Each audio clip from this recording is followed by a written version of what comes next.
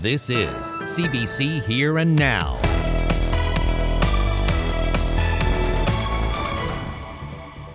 Building trust, an Indigenous advisory committee, and the chief acknowledges there is systemic racism in the RNC. I would be remiss if I said it didn't exist.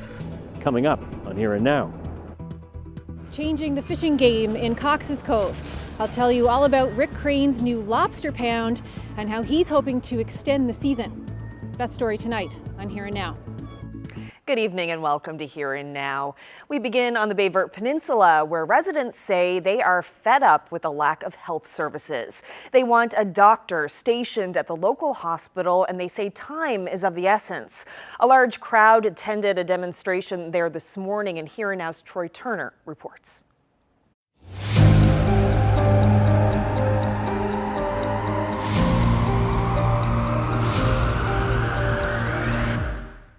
They're not mincing words, and there's no mistaking the demands. This is the priority, is having health care provided to a level of quality that we rightfully deserve as Canadians.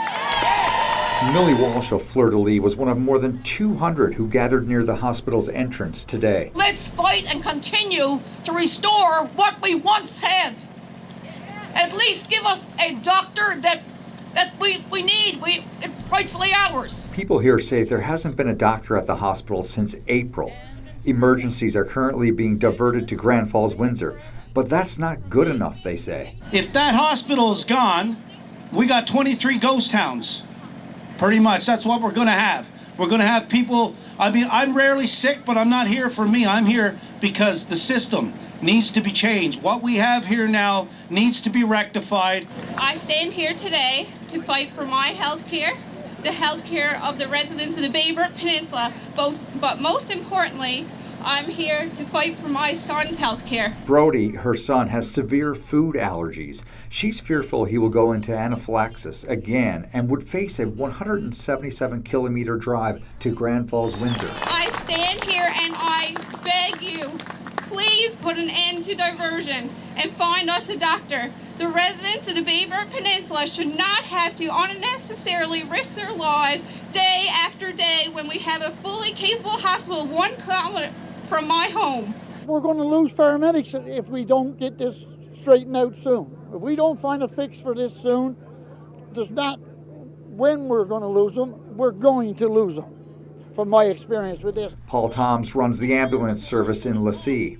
He says calls are through the roof now, but it's difficult when a return trip to the nearest hospital is a 7-hour drive. The fix is to find a doctor and get this hospital back working. Without that, we're not only going to have no hospital, we will have no paramedics. Organizers of this demonstration say they're not stopping here, and they plan to hold similar demonstrations over the coming weeks.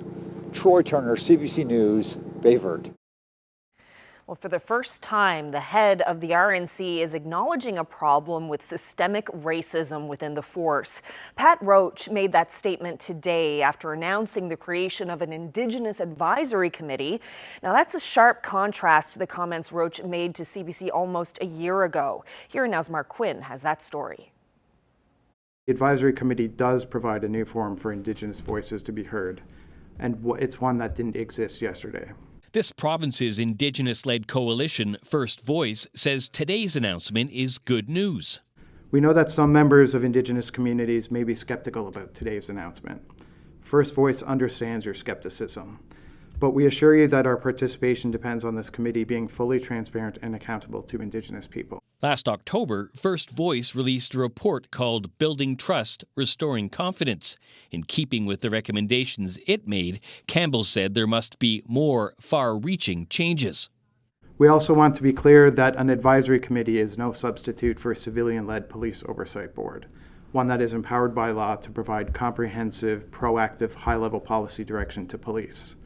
First Voice remains firm in our position that the provincial government must implement systemic legislative changes to restore confidence in policing over the longer term. RNC Chief Pat Roach says the advisory committee announced today signals that the force recognizes there is need for change. And Roach is now saying the police force does have a systemic racism problem. I would be remiss if I said it didn't exist. It's existed in our society. We are part of our society. So therefore, by definition, it is a part of our organization. That's a long way from what Roach said last July. At that time, when asked if there was a systemic racism problem at the RNC, Roach replied, "No, I don't believe there is, and I'll leave it at that." When asked today why his response has changed, Roach replied, "Education." We are taking the steps to learn from First Voice and this coalition, to listen to their lived experiences, how we as a police organization can be better in what we do and how we serve the public that we do serve across this province and in Labrador, and to train and educate our members, myself included. Still, Chief Pat Roach wouldn't say if he supports First Voice's call for a civilian-led police oversight board. Mark Quinn, CBC News, St. John's. Well, meanwhile, Justice Minister John Hogan says he has no position yet as to whether Indigenous oversight is needed. Hogan says he understands Indigenous groups want more input into policing activities, but he's not sure if direct civilian oversight of the RNC is the answer. I think it's something to look at. What I've heard is that it exists in other provinces and it doesn't exist in other provinces. What I haven't seen is, does it work? And if it does, how can we adapt it? And if it doesn't work, how can we apply to make it better if that's the step we want to take? I'm not for it. I'm not against it. I just want to look at it. Well, in other news, community hearings continued in Sheshatshiu today. It's a chance for people to speak about their experiences in the child protection system. Now, David Nuke, former leader of the Innu Nation, shared his thoughts and was critical of the Innu inquiry and whether it will actually lead to change.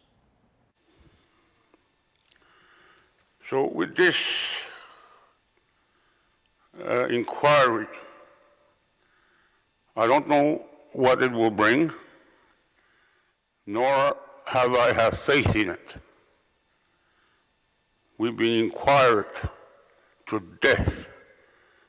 I hope this inquiry will lead to some significant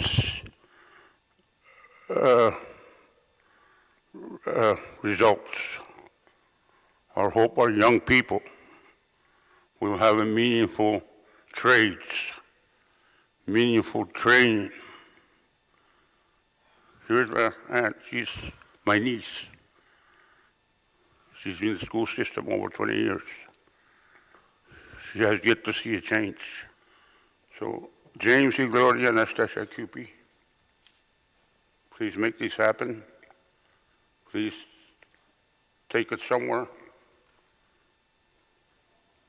and give us meaningful results. Not me, but people behind me. Thank you. Well, staying in Sheshatshiu, Eugene Hart is resigning from his position as chief of the Sheshatshiu Innu First Nation. Hart made the announcement in a video on Facebook this afternoon. He says he feels it's time to give someone else a chance to serve as chief. Hart has been in the role since 2015. His last day on the job will be June 16th.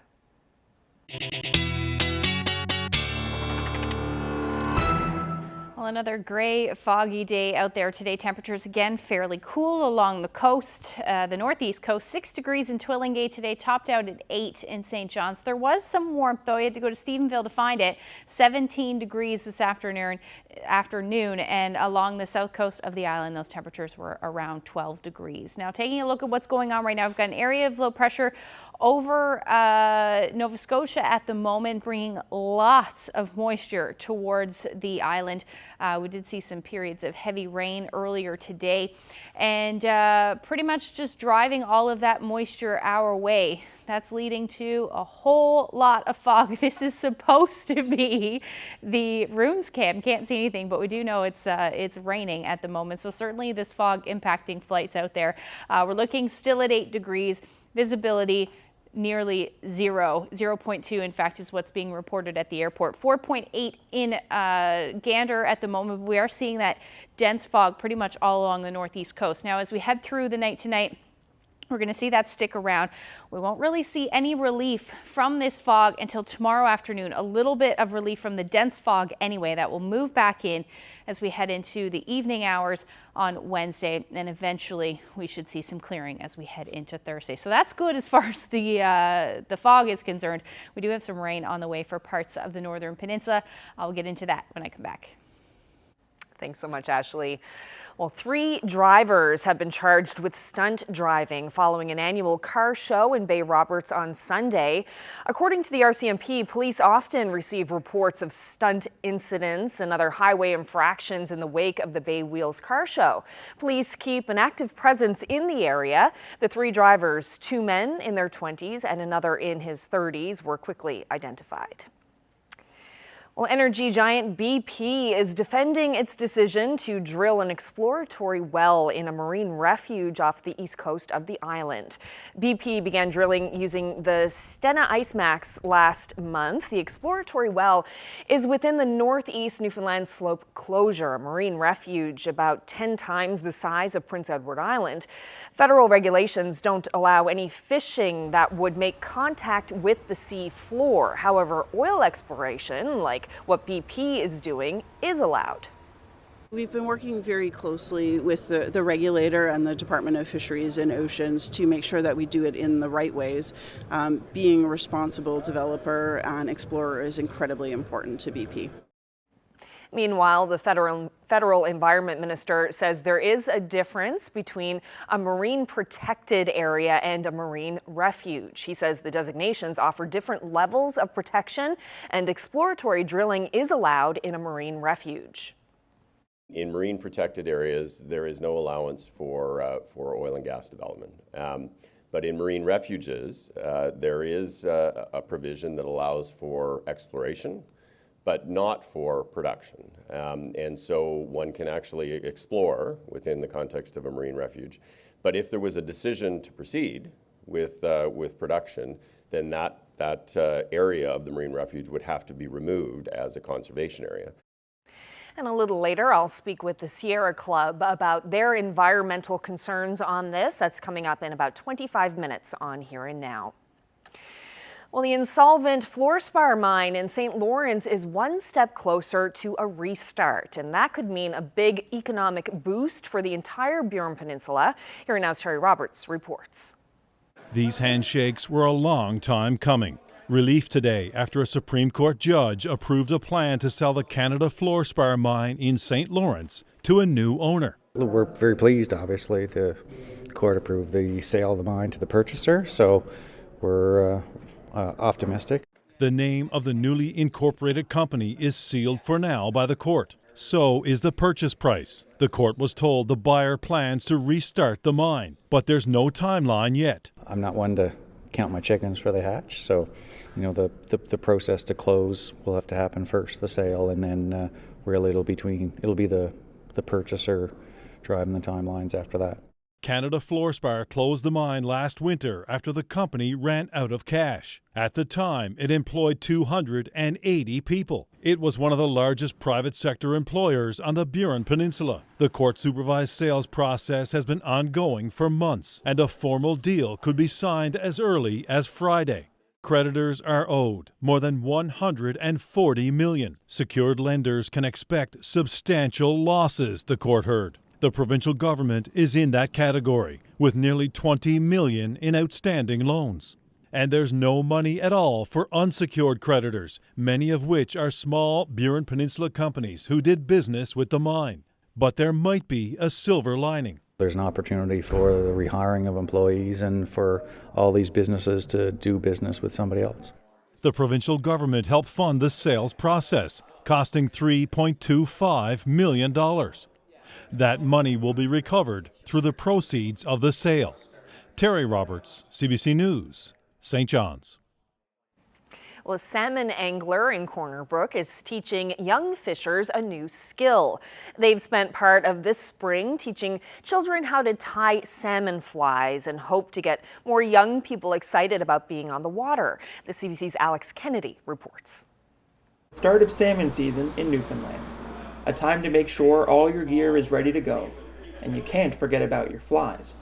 Kids in Corner Brook have been learning how to tie homemade flies at free sessions like this one all spring.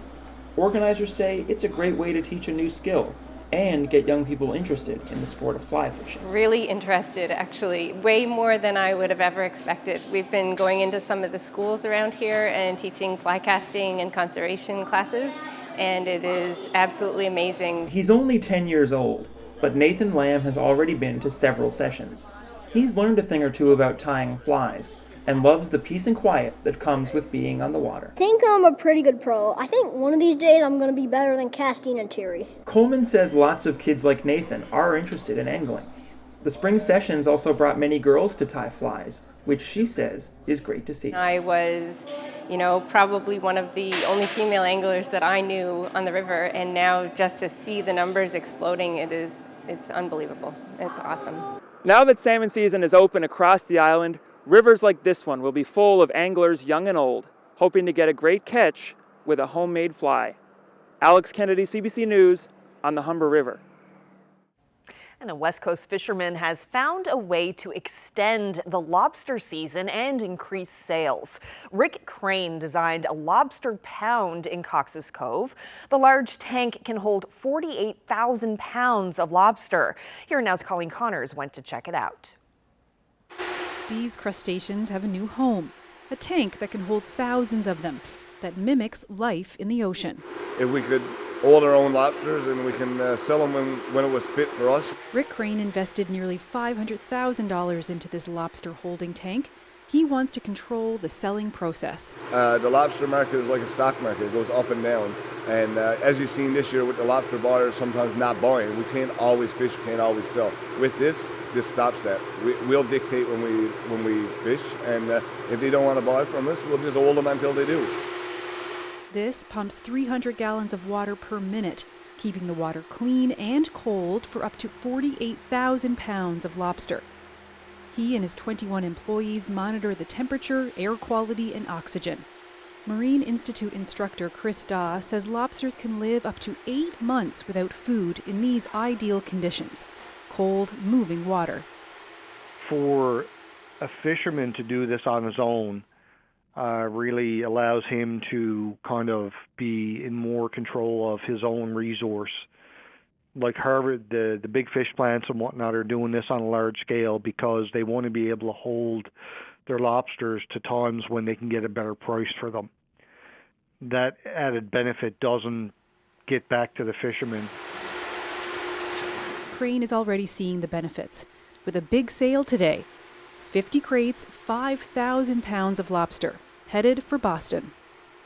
The business plan and holding tank was something he and his father came up with years ago. Now it sits on the very same spot where his father used to have his fishing shed. It's a big fishing shed now, and he would be very proud, and it's nice to see it. It makes you feel good when you come in, and we sought out to do something, and we did it. While Crane's only had the lobster pound open for a few weeks now, he's already seeing the benefits and hoping to extend the season for himself and selling these lobsters weeks, maybe months longer than last year. Colleen Connors, CBC News, Cox's Cove.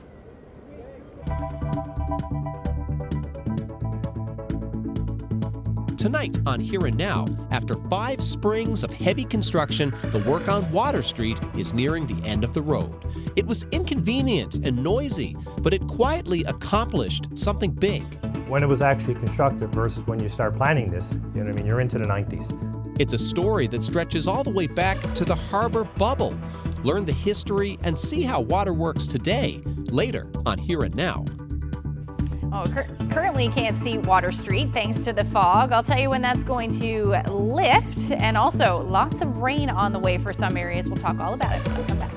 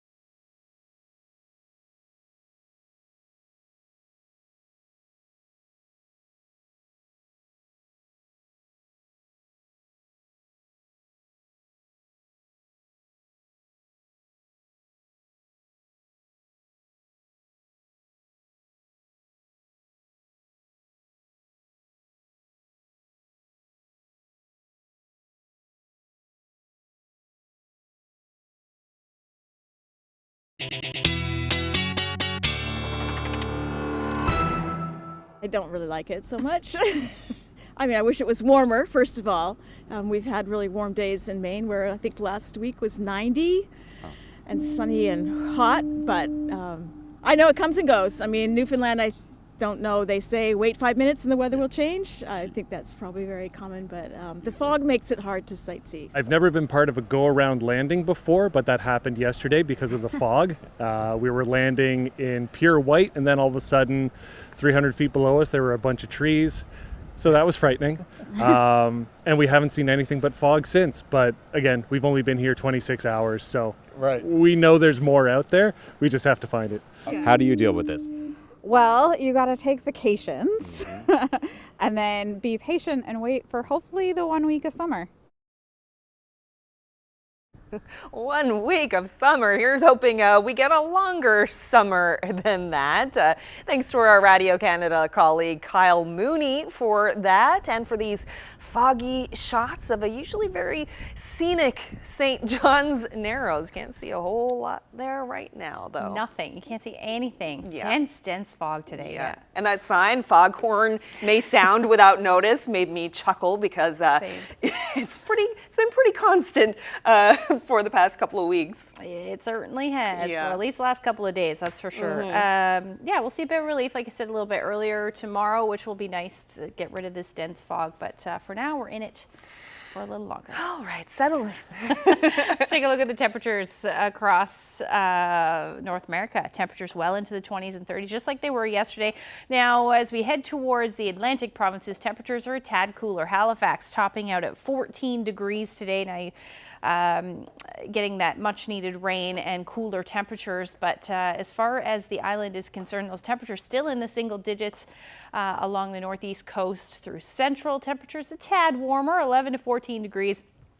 And the warmest temperatures were actually for the southwest coast this evening. And up across Labrador, your temperatures between 1 and about 6 or 7 degrees. Warmest was in Happy Valley Goose Bay at 8 degrees. So much different story than you've been seeing for the last couple of days anyway. So we've got this big area of low pressure spinning, lots of moisture around with it.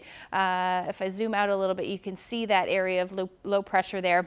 But we've got lots of moisture, like I said. So radar down again for Holyrood. It will be down for the next couple of days. It should come up by the time we get into Thursday. But right now we can see lots of periods of rain, especially for the west coast, and that will head further north as we head through the night tonight. Now, the reason for this is all of this moisture coming in from the Atlantic, the tropical Atlantic, in fact, and that will continue and then head towards the northern peninsula through to Wednesday. It'll stick around right into Thursday, and then we'll see some relief from that rain as we get into Friday. So Environment Canada does have a couple of wreck house wind warning has now ended, but still northern peninsula east, you have a rainfall warning in place. Lots of moisture, like I said, so we're looking at between 50 to 75 millimeters of rain by the time we get into Thursday morning. If I zoom in a little bit here, you can see that. And then even southeastern portions of Labrador are still going to get somewhere between 30 to 50 millimeters, but the warning for now is for the northern peninsula east. Now, as far as what's going to happen rainfall-wise, we're seeing those showers now moving north as we head through the overnight tonight, and some of those showers should move offshore as well for the northeast coast. You'll still see them through Happy Valley Goose Bay and even into Lab City as we head through the overnight tonight. Some colder air moving in. Some areas may see some snow in the mix, but at this point it is looking like rain, and that's because temperatures are going to stay above zero. So 3-4 degrees for those of you in Lab West. Now you head towards the coast, those temperatures a tad cooler, and then across the island actually staying relatively mild tonight. Winds will ease, but for the west coast you're still looking at those easterlies 30 to 50, but about 70 as you head towards the coast. Temperatures between 5 and about 10 degrees through the overnight. Now as we head through tomorrow, again, northern peninsula still seeing that fire hose essentially of showers. That will continue right through the afternoon. Most of us should dry out into the afternoon. The drizzle will stick around in the morning, but we should dry out as the day goes on. Across Labrador, though, that will stick around right through to the afternoon hours, and then it does look like some more periods of rain will move in as we head into the evening hours, again along the northeast coast. Now, as far as temperatures are concerned tomorrow, a bit warmer into the double digits, just barely, but still there, about 12 degrees in St. John's. Further inland, you may see a couple more degrees warmer, but overall those winds will generally be out of the southeast, 10 to 15 kilometers per hour, so not too strong. As you head towards central, 11 to 16, again another mild day. For the west coast, your winds will be out of the east, around 20 to 30 kilometers per hour through the day, but again generally gray. Now, we may see a few peaks of sun. That will be through central, and we might see some for the Avalon. If we do, it'll be later on in the day, but overall it will be a gray and rainy day up across Labrador. We'll talk about the long-range forecasts when I come back.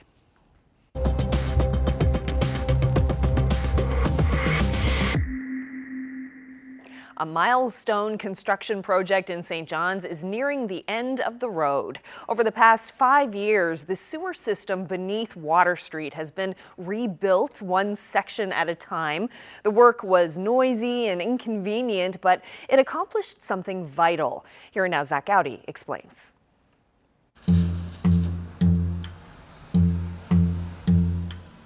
It's a sign of spring in St. John's.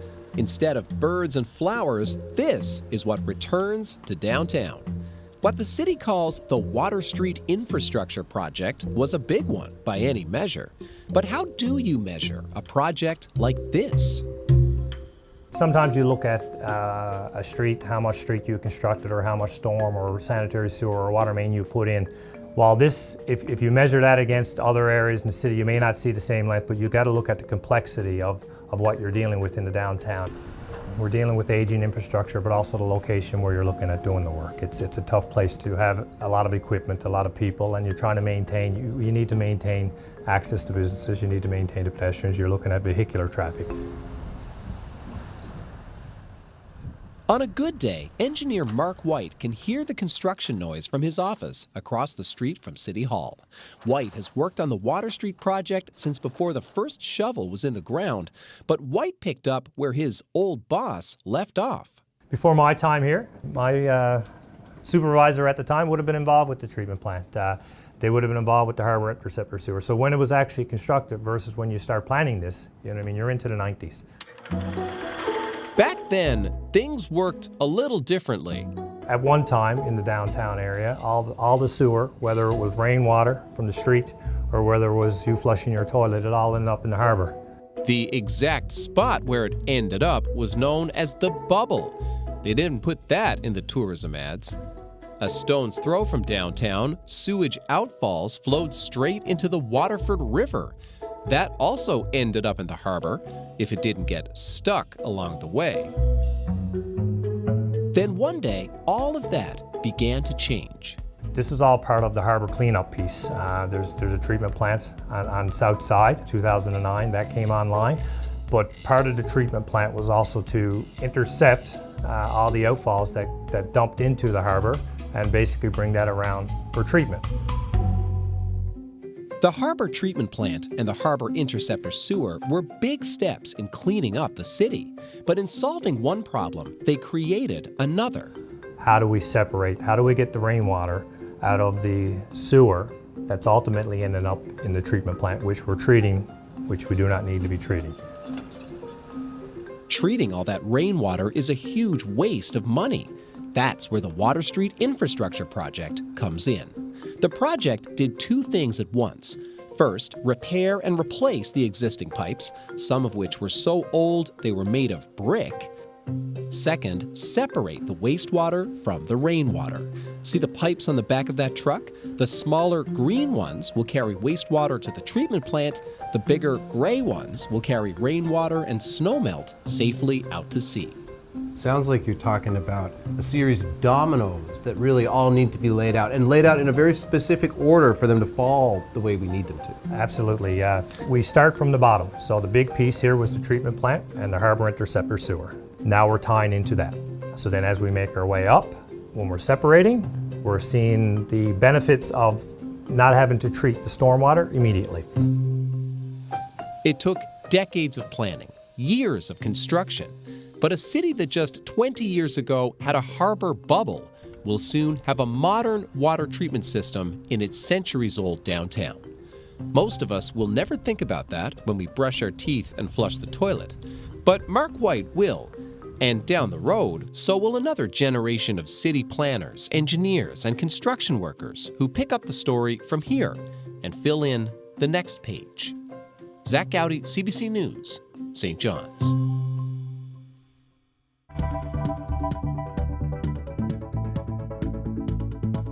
Allowing exploratory drilling within a marine refuge really undermines actually Canada's commitment to biodiversity protection, and I think poses risks as well for the ecosystems off the coast of Newfoundland and Labrador. We'll hear from a group concerned about the environmental impacts of BP's drilling off the coast of Newfoundland. That's coming up.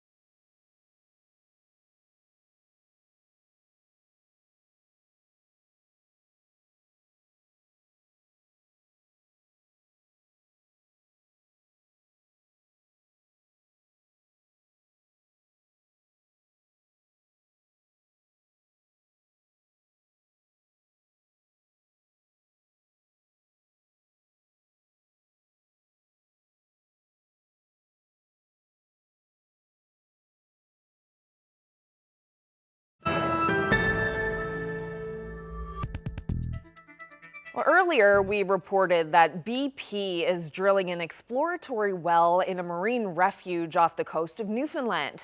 It's called the Northeast Newfoundland Slope Closure. It's about 10 times the size of PEI. Federal regulations protect vulnerable corals and sponges in that area from destructive activities like bottom contact fishing, but they do allow drilling for oil exploration. Now, BP began drilling on May 8th, and estimates say the well, dubbed Ephesus, could hold 4 to 5 billion barrels of oil. But of course, there are environmental concerns here. Joining me now to talk about that is Connor Curtis with the Sierra Club. Thank you so much for being here. Thank you. So what do you make of BP drilling in this marine refuge? Well, I think if we look at the larger scope of whether or not we should be exploring for more oil at all, given our climate targets, exploring for any amount of oil beyond what we already know exists doesn't make any sense in this regard. It also doesn't really make sense, as we've seen recently, from an economic standpoint, to be pursuing projects like this. So I think allowing exploratory drilling within a marine refuge, which also undermines the sanctity and then the importance of that marine refuge as well, and the protection measures that are in place, really undermines actually Canada's commitment to biodiversity protection, and I think poses risks as well for the ecosystems off the coast of Newfoundland and Labrador. Now, Ottawa does protect this area from destructive activity like fishing, but drilling for oil exploration is allowed. Can you explain that logic?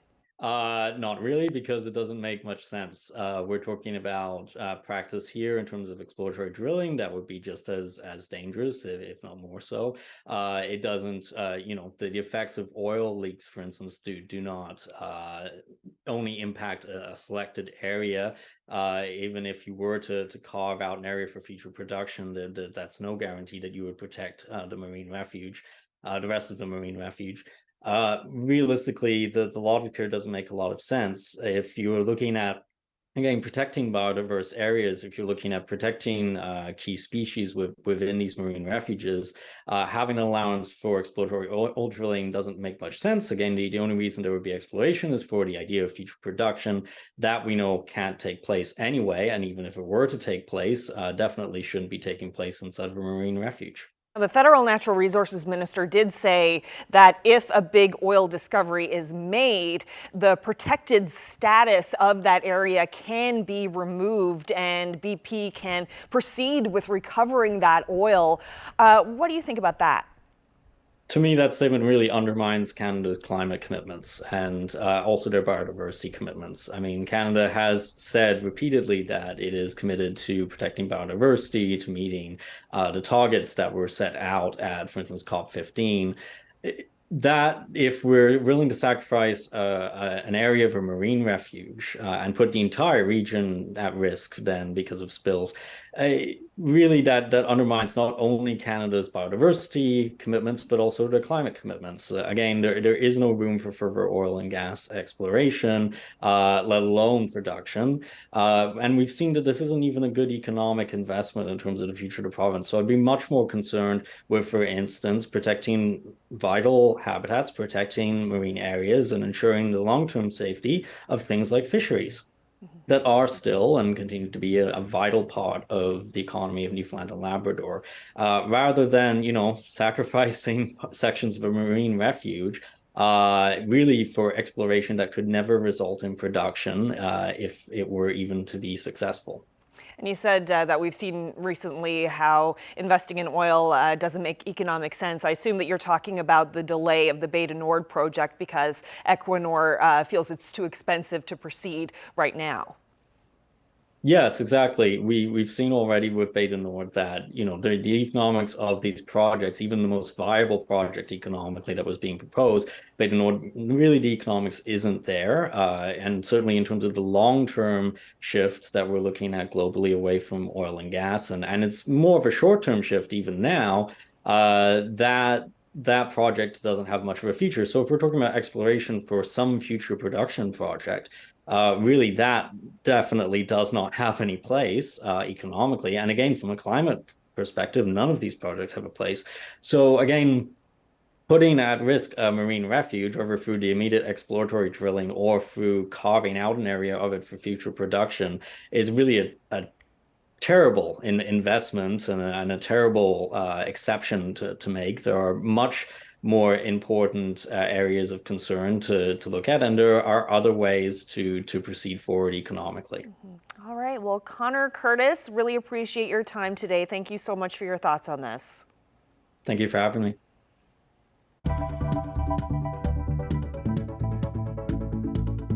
The line died down and he just came up so subtly and gave me 5 envelopes. There are some unexpected acts of kindness happening here at the Second Cup in the Avalon Mall, and it's all because of this gentleman. Going to meet him coming up. Cheers. Cheers.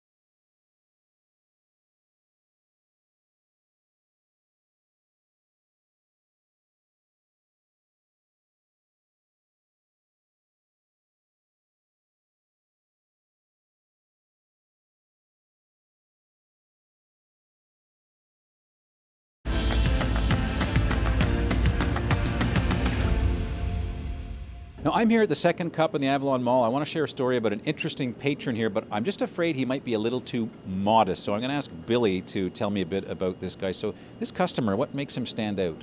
well, how long do we have? Well, he's just such a lovely man. He just comes in and just is so personable. And I still remember actually the first time that I served him, and he handed me, this was when, you know, the line died down, and he just came up so subtly and gave me 5 envelopes. And those 5 envelopes, they actually had $5 in them. And he told me to pass them on to other customers if they ever needed any help or something a little extra. And it actually has a picture of his brother and a nice little memento towards him to just pass, you know, continue with the kindness and giving to people. So just randomly give them to whoever you felt? Yeah, and it actually says on the front, it's written random act of kindness. Okay, all right. Thanks, Billy. I'm going to go and meet this guy. Absolutely. All right, thanks a lot. All right, so he happens to be right here, and he's a regular customer here. What do you like about coming to this particular coffee shop? Well, myself and 2 or 3 of my other buddies have been coming here for about 20 years or more, twice a week. But we just enjoy a cup of coffee and chatting with friends, that kind of stuff, and solving the problems of the world. Now, you hand out these envelopes. Can you tell me about what it is you do? Well, the envelopes are basically a tribute to my brother. My brother passed in 2017. Very kind, generous person. He would give anything to anybody, and he didn't have a lot, but he did it anyway. And I began to think about what were some ways in which I could honor him, and came up with this kind of thing. What I do is I just slip maybe a $5 bill in the envelope and give them to the ladies there behind the bar. They understand what's happening. And they give them to people that they think need them.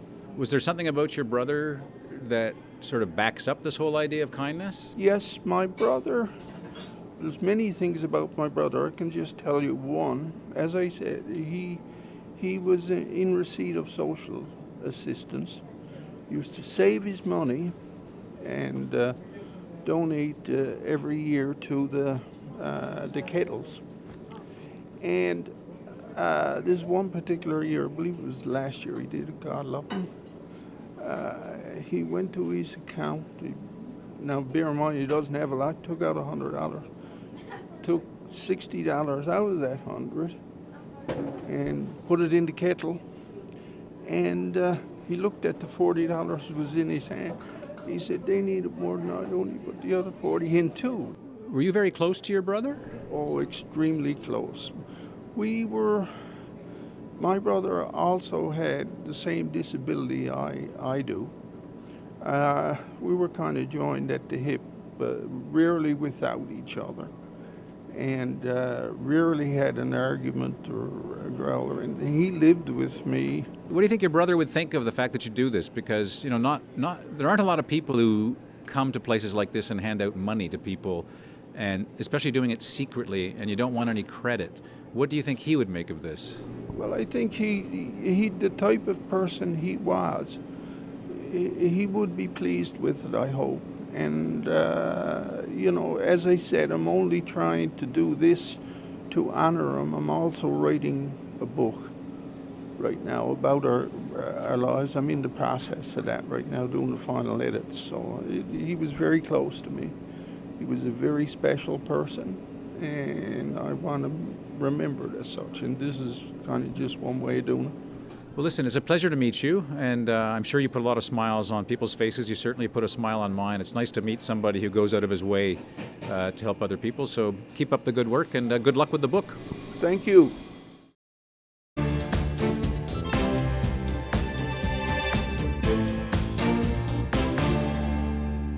There is some good news to tell you out of Quebec. An evacuation order has been lifted for parts of Sept-Îles on Quebec's North Shore. The mayor says a nearby fire is not yet under control, but rain overnight has improved the situation enough that people can go home. There are still 163 fires burning in Quebec, and more than 100 are considered out of control. This video taken by our CBC News drone team shows you the far-reaching effects of the fires.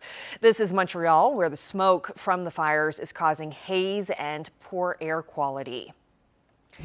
And you may have seen this incredible video showing the inferno in Hammonds Plains, Nova Scotia, and how residents were trying desperately to flee the area. But not everyone did. Some firefighters were called in to rescue a man who didn't want to leave, even as the wildfires surrounded his home. There's a lot of black smoke. And essentially just fire on either side of us, and then embers through the black smoke that we were driving through. So there were moments where it felt like we were driving through a wall of fire. And then I jumped out. I don't know if I've ever ran faster in my life than I did to the front door. Found that it was locked, kicked it in, and I found the gentleman sitting in the living room. Once I had the truck turned around, I jumped out of the truck. I could hear Connor inside pleading with the individual that he had to leave. So I ran up and we grabbed the individual under the arms, and we were able to carry him out and get him in the pickup truck. But at that point in time, the fire was completely everywhere around the home. Just incredible. The firefighters did get the man to safety and to emergency medical officials. Then it was off to more scenes like this one. Haul ass, bro. Just haul ass.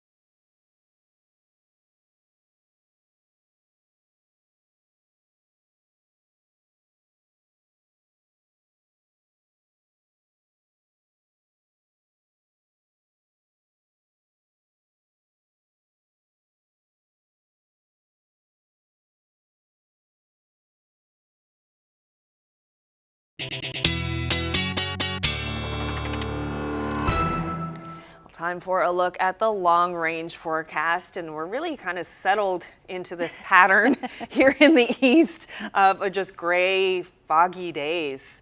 Is there any chance that this is going to be changing anytime soon? Well, we may see maybe a break tomorrow, as far as maybe a few peaks of sun will be visible out there, which will feel lovely. Yeah, I know we need it. We at do. This point, yeah, I think. Beginning of June, the gray skies kind of get to you after a little while.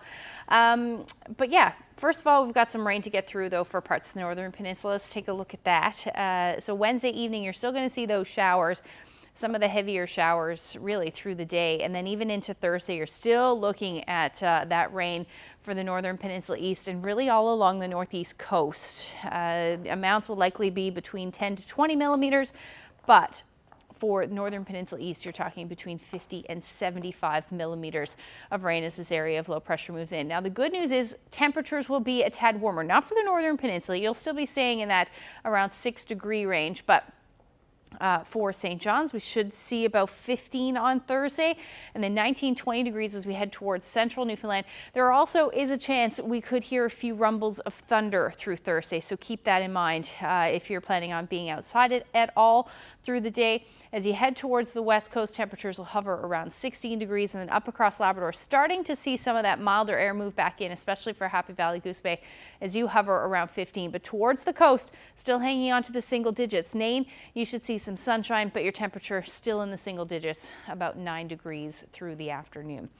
Now, for Thursday evening, this area of low pressure is still very much in place. In fact, it's going to move a little bit further, a little closer. So onshore flow continues, which means temperatures will be cooler towards the coast through your Friday, and still looking at that chance of showers as well. Things clearing out generally up across Labrador. As far as the rain is concerned, later on in the day, you still may see some drizzle though, especially towards the coast, because you're looking at that onshore flow. 7 degrees will be the story for those of you in Cartwright, 16 in Happy Valley Goose Bay. And if we take a look at the island, temperatures dipping again on Friday, and it's because of the winds, always the winds, 9 degrees in St. John's, and then between 14 to about 16 or 17 through parts of central. Now, along the south coast of the island, particularly around Port aux Basques, you're still looking at your temperature around 15, but it will stay cloudy through the day. Long range forecast, unfortunately, still looking gray this time anyway, but back up into the teens, 12 to 13 degrees for the weekend, but again, rainy conditions the story. And then for central Newfoundland, you're looking at that rain sticking around. Same thing for the west. Temperatures generally between 13 and 14 degrees. That is right around where we should be sitting this time of year, if that means anything to you, but I know the gray skies certainly don't. And then for eastern Labrador, that's where we'll see some of the nicer weather as we start to see temperatures into the mid to high teens right through the weekend with some sunshine. And then for western Labrador, similar story, 17 to 21 as your daytime highs, and it does look like plenty of sunshine in the forecast. Now, there was some breaks in the cloud cover on the Avalon this weekend. This is Cape St. Mary's. Alec shared this shot with me.